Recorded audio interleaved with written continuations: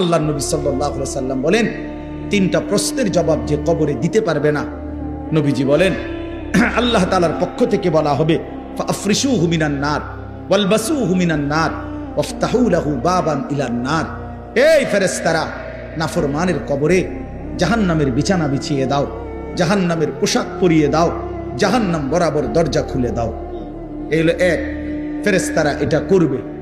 2 number, আল্লাহ নবী সাল্লাল্লাহু আলাইহি সাল্লাম বলেন, ওয়ায়ুদাইয়াকু লাহু কবরুহু।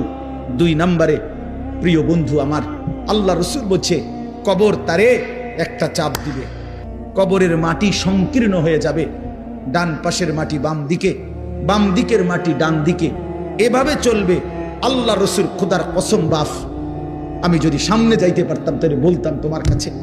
আল্লাহ নবী সাল্লাল্লাহু আলাইহি সাল্লাম বলছে, উম্মত, কবর এত জোরে চাপ দিবে নাফরমানকে, ডান পাশের হাজরের পাজরের এই হাড্ডি এগুলা ভাঙ্গা বাম দিকে ঢুকে যাবে, বাম দিকের গুলো ডান দিকে ঢুকবে।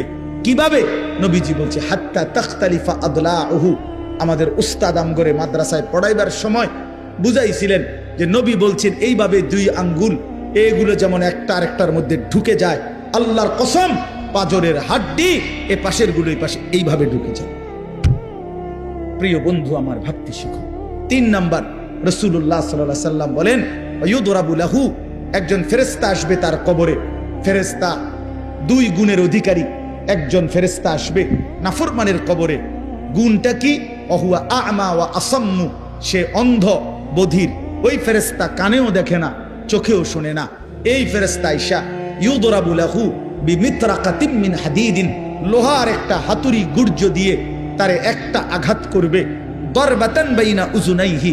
2 কান বরাবর। ফায়াসিহু সাইহাতান। নাফরমান একটা চিৎকার মারবে। ইয়াসমাউহা মান ইয়ালিহি ইল্লা সাকালাইন।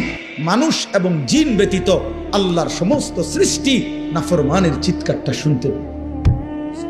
ইলা ইয়াউমিল কিয়ামা। এভাবে কিয়ামত পর্যন্ত, এভাবে ইসরাফিলের ফু পর্যন্ত।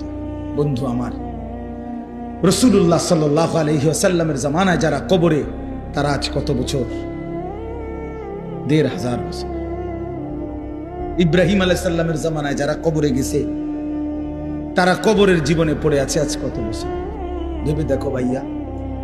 নূহ আলাইহিস সালামের জামানায় যারা কবরে গেছে, তারা কবরের আযাব ভোগ করতেছে আজ কত বছর? সর্বশেষ যেই ব্যক্তি কবরে যাবে, উলামায়ে কেরাম, মুহাদ্দিসিনে কেরাম কেউ কেউ বলে তাকেও হয়তো কবরে অপেক্ষা করতে হবে। সর্বশেষ ব্যক্তি ৪০,০০০ বছর।